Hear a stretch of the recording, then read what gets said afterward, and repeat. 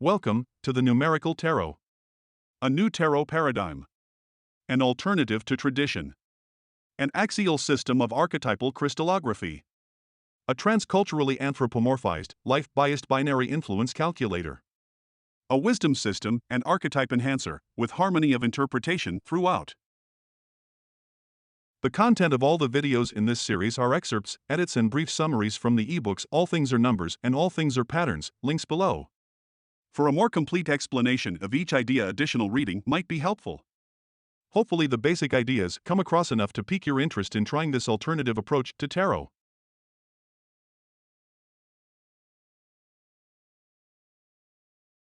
If you think the most important thing about tarot is its use, then you should probably abandon this series of videos. I will probably have some videos about use of tarot in the future, but right now, we are examining the underlying structure of a tarot deck in order to fully understand its potential and capabilities. In fact, the next few videos aren't even going to focus that much on underlying structure, but will delve into some metaphysics, cosmology, philosophy, and psychology. Don't get me wrong though. I too think that use of tarot is important. I do readings. I do numerology. But I also have great interest in studying the underlying structure that gives each card its intended meaning, the meaning that led to the illustration that is seen on each card and eventually used. Each card is different for a reason. What is that reason? What informs the artist of the deck to create the image they create? It's the underlying structure. Underlying structure is important. So too are the metaphysical, philosophical, and spiritual aspects of life that many come to ponder after examining the underlying structure of a so-called wisdom system. Because of this interest in underlying structure, these next few videos will mostly be about the form and function, and the eventual wisdom that comes from a system of thought. What is that system? Does it have to be Kabbalah? Or alchemy? Or astrology? Or Christian? Or Hebrew? Or Wiccan? Could another system provide wisdom and structure to the cards of tarot? A new paradigm. In video 3, fundamental parameters of existence were established with two very simple steps of common sense thought.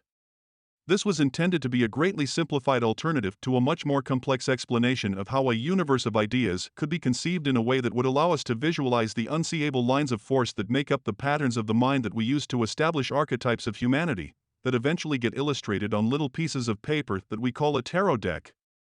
If you have not watched that video, you should probably do that before continuing with this video. But just in case, let's have a lightning-fast review. The model that was created in video 3 was intended to be very plain and simple. It was intended to reflect as little bias toward any specific culture, language, religion, ethnicity, history, mythology, or symbolism as possible. It was intended to be an armature of archetypal essence that transcends all description. Thus, the first thing we must observe about this model is how its four simple circles and lowly point are themselves a hypocrisy of description. In other words, they represent invisible lines of force that ought to remain invisible, but which this study draws out as a diagram, only as an aid to conversation in describing the nature of each line of force. Thus, the diagram of four circles and a point is a map of anything and everything. Why four circles and a point? Well, we decided that things either exist or they don't. Then we decided that if they exist, they have an inside and an outside. That's the lightning-fast review of that train of thought. That's it, two simple ideas, something displaces nothing. Everything has an inside and outside. Pretty simple. Together, these two simple ideas create the fundamental parameters of our simple model of existence. Nothing and something. Insides and outsides. Very simple. Very archetypal. This very simple model shows us how something breaches the continuum of nothing, creating a thing with insides and outsides. For some, that might be good enough. However, for those with enough curiosity, here is another painfully brief summary of a more elaborate, not-so-simple approach. Actually, it's still pretty simple. But because it involves a lot more steps and some curious, head-scratching leaps of conceptual thought, it is not as simple as the two-step approach. In this approach to the creation of our model, we hypothesize that our universe is born from a concept of paradox expressed as a beginningless beginning. From that superpositional state, it evolves into the nothingness of empty space that surrounds all manifest beings. From there, manifest beings are formed as coagulating, spiraling masses of nothingness becoming something like a hurricane in the atmosphere, or a galaxy in space. And, like a hurricane, or galaxy, at the center of everything is an infinitesimally small point that has the same essential nature as the empty space of nothingness that lies outside that thing. It is then hypothesized that beyond the infinitely small nothingness at the center and beyond the infinite expanse of nothingness outside, we find the same paradoxical origins. In being essentially the same, this study of consciousness hypothesizes a connection between these two locations of paradox, one inside and the other outside each cosmic form. As this might seem impossible, a simple paradoxical twist of perceptions is all that is needed to bring these 2 points of paradox together, and create an endless, recursive, fractal design of repeating iterations of existence, as entering into one point of paradox transports us instantaneously, like a wormhole, to the other location, causing us to alter our perspective from inside looking out to outside looking in, or vice versa.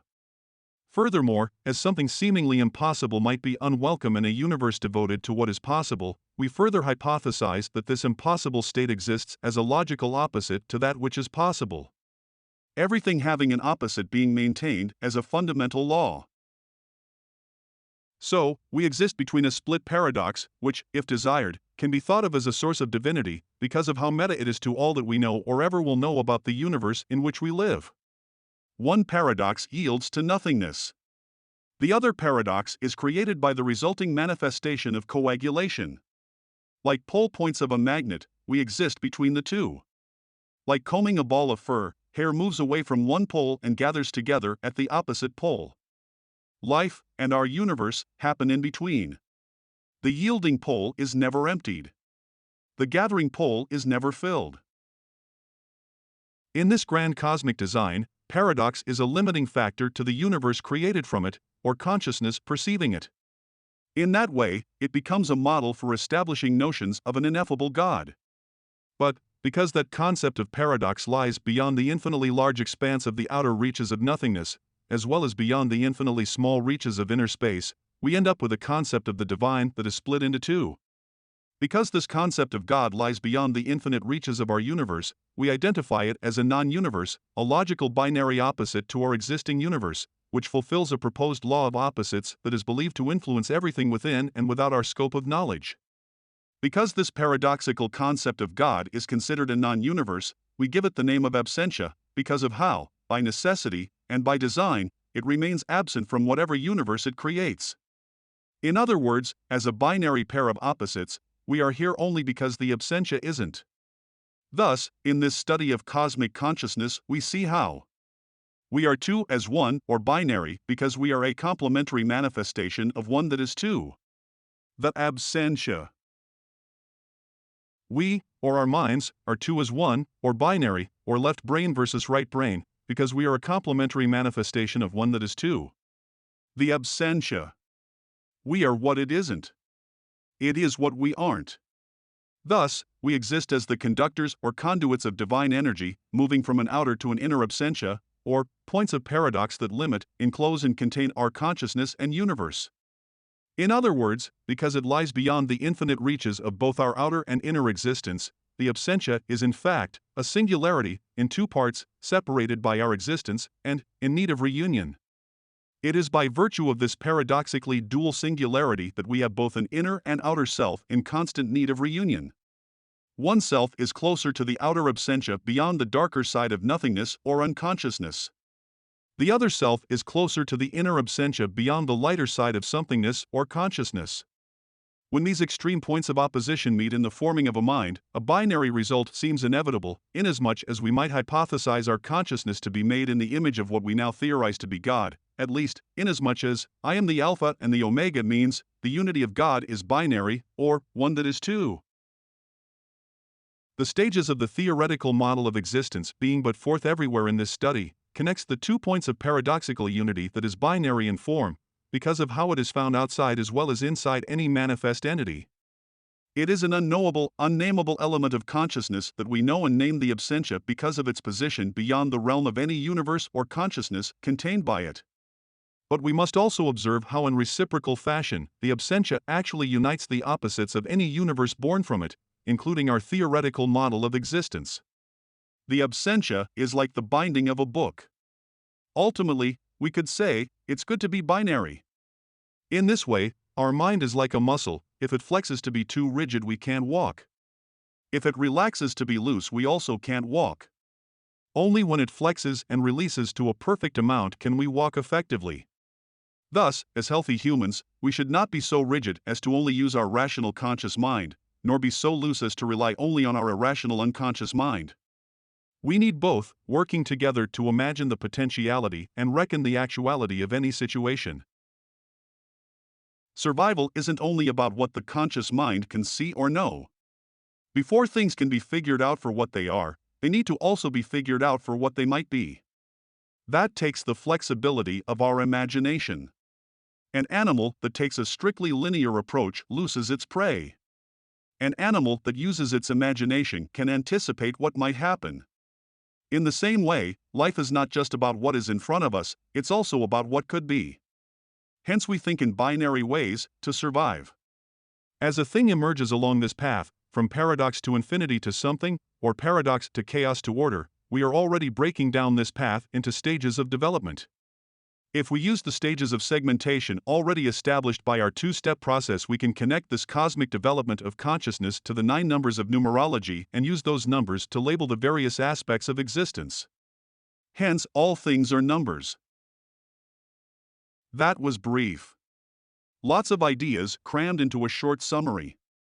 Let us now move on to examine a more elaborate and more slowly evolving process of thought that will fill in some of the gaps created by this painfully brief summary.